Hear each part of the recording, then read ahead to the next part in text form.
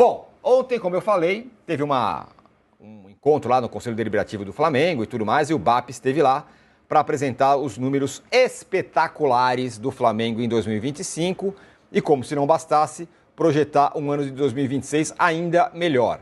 É o Flamengo absolutamente dominante no futebol brasileiro, não sei o que vai sobrar para os outros. Tem até reportagem do Rodrigo Matos. Por que BAP entende que o Flamengo tem que aumentar a sua dívida? Ele entende... Bom, deixa eu só dar alguns números aqui para vocês terem uma ideia. Receita do Flamengo foi de 2,071 bilhões. Não era nem esperada essa receita. Queria essa receita um pouco mais para perto de 2030, mas já tem essa receita agora. 700 milhões a mais em relação ao anterior. 700 milhões é muito no futebol brasileiro? Eu vou te dizer o quanto é 700 milhões. 700 milhões foi a arrecadação do São Paulo, que é um gigante, tão gigante quanto o Flamengo. Também campeão, também com uma história incrível. Então, o Flamengo, o crescimento do Flamengo foi o que arrecadou, foi a receita do São Paulo. O que vê uma diferença, é como se não fossem times de divisões, de prateleiras diferentes. O endividamento operacional foi de 96 milhões. Esse é o ponto que o BAP diz que ele poderia ter mudado, mostrando uma grande redução, já que ele fechou 2024 com 346 milhões. Ele entende que, como ele permitiu que esse endividamento caísse tanto, o clube poderia investir ainda mais. A gente vai falar vários pontos aqui sobre essa história. Olha o gráfico aí, que ele mostrou, que é o faturamento do Flamengo lá em cima, aquele em vermelhinho ali. E aí um destaque, né? O crescimento de arrecadação foi um São Paulo, que é a quarta bolinha ali. E aí ele fala a seguinte frase: vai haver um fosso, está se abrindo um fosso, começa a haver um fosso enorme de distância do Flamengo para os outros clubes. Não me surpreende, porque eu estou falando isso há algum tempo já. Quem fez, fez. Quem não fez, esquece, meu amigo. Agora, contente-se com ser coadjuvante. Vamos lá, a gente tem muitos números para mostrar, mas, Mauro, vamos lá. Essas primeiras pinceladas da apresentação do BAP. Assustou todo mundo, assustou não, né? Deixou todo mundo com o pneu arriado e o rubro-negro pensando em muito mais. A apresentação foi muito contundente, né? Com muitas informações importantes. E um detalhe, né? Muito se discute até hoje, que é uma estupidez sem tamanho, inclusive na mídia, desconhecimento, desinformação. Tem que dividir melhor o dinheiro da televisão, das transmissões, porque o Flamengo ganha muito. Quinta receita do Flamengo é o dinheiro de TV. Quinta, no ranking que ele apresentou ontem, atrás de publicidade, dinheiro de bilheteria, venda de jogadores e sei lá mais o quê. É a quinta do ranking. Ou seja, o Flamengo cada vez menos depende, né, do dinheiro. Ele é importante, claro, mas não é o que puxa esse faturamento para esse nível tão elevado, né? Isso já mudou muito, já vinha mudando há algum tempo. Acho que não chega nem a um quarto do faturamento o dinheiro dos direitos de transmissão. Então, quando se discute, inclusive, como se discutiu, um percentual que dá 2,5% do faturamento do clube, talvez até menos hoje, daquela briga com a Libra, e tudo que se falou, aquilo tudo, para mim, assim, é desconhecimento, ignorância ou tentativa de vender narrativas que não correspondem à realidade. Né? Como se aquele fosse o fator preponderante para um ter uma condição melhor do que outros. Quando, na verdade, tem uma série de razões que levam a isso, né? Houve uma organização. O Flamengo, aliás, há quem tema, ou não acho que teme, não. Há quem torça. Meta os pés pelas mãos para dar tudo errado. Difícil, amigo, muito difícil. O Flamengo tem uma lei de responsabilidade fiscal desde abril de 2015. Os dirigentes podem responder, inclusive, com seus próprios bens, se por acaso eles forem agirem, digamos assim, de forma que venha a levar o clube a ter problemas sérios, né? Por desonestidade, por incompetência. Má gestão, né? Entre outras questões, pode haver afastamento. Então, existe um estatuto que protege, pode acontecer, eventualmente pode acontecer. Eu sempre digo, depois que destruíram o Manchester United, praticamente qualquer clube pode estar sujeito a um terremoto desse. Mas é bem mais difícil, bem mais difícil. E as pessoas que estão lá, houve cisões, né? Mas o BAP e outros, tantos que com ele estão nessa gestão, estavam lá em 2012, 2013.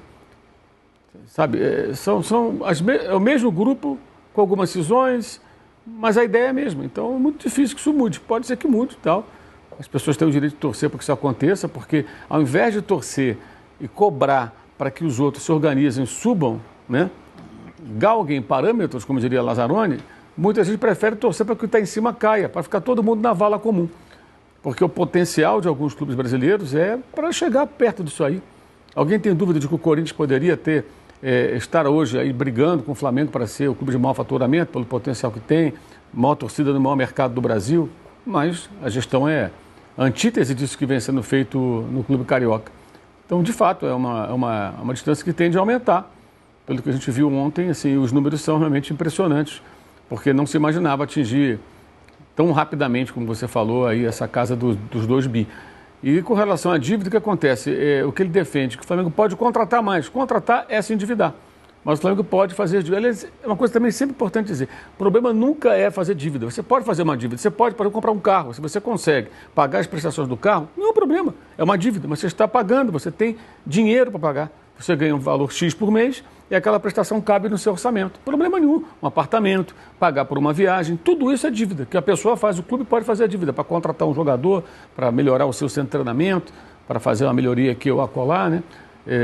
Especialmente quando ele tem aí uma situação de total controle. Não deve salário, não está devendo outros clubes, pelo contrário, tem dinheiro para receber. Então, quando você vê, por exemplo, houve enfrentamento, Flamengo Internacional numa Libertadores esse ano, vê essa situação do Flamengo e vê a situação do Inter, que não paga o Thiago Maia até hoje, olha só, não consegue pagar um jogador, gente. Aí vai vender o Vitão para o Cruzeiro, vai receber o dinheiro, vai pagar o Thiago Maia? Não sei, talvez não, né? Não pagou até hoje, né? Então, assim, são gestões muito diferentes, muito distantes. Citei só um exemplo, você poderia pegar vários aí, que fazem com que esse abismo vá se criando e a tendência, de fato, é que ele aumente com relação à maioria dos clubes. Olha, só alguns pontos sobre isso. Bom, o Mauro citou a questão do Internacional e para dar uma medida de como está o Flamengo e como estão os outros, o Abel Braga, numa entrevista agora que ele deu lá, de apresentação dele como o cara lá do futebol, né, o chefe do departamento, falou assim, não quero ouvir falar em dinheiro. Dinheiro vai aparecer. Aqui o Inter é grande e tudo mais, dinheiro vai aparecer. Não sei como, se vão plantar alguma árvore de dinheiro no Internacional, o que vai acontecer? Esse é um ponto. Mas eu acho que, assim, tem tudo a ver com a gestão do Internacional. É isso. Esse discurso combina com a gestão do Internacional. Né? Exato. Tá tudo em casa. Dinheiro vai aparecer, porque a camisa, porque o Inter e tal, veremos. E sobre dívida, né, que o Flamengo diminuiu muito sua dívida e pode se endividar mais, tem uma comparação interessante, né? O Palmeiras tem uma dívida que não é baixa, mais ou menos parecida com a do São Paulo até. Que é diferente. A dívida do Palmeiras é justamente a que o Mauro falou, de jogador, exatamente. De comprar. O Palmeiras aí que eu ia chegar. A dívida do São Paulo é com o banco que tem que pagar amanhã.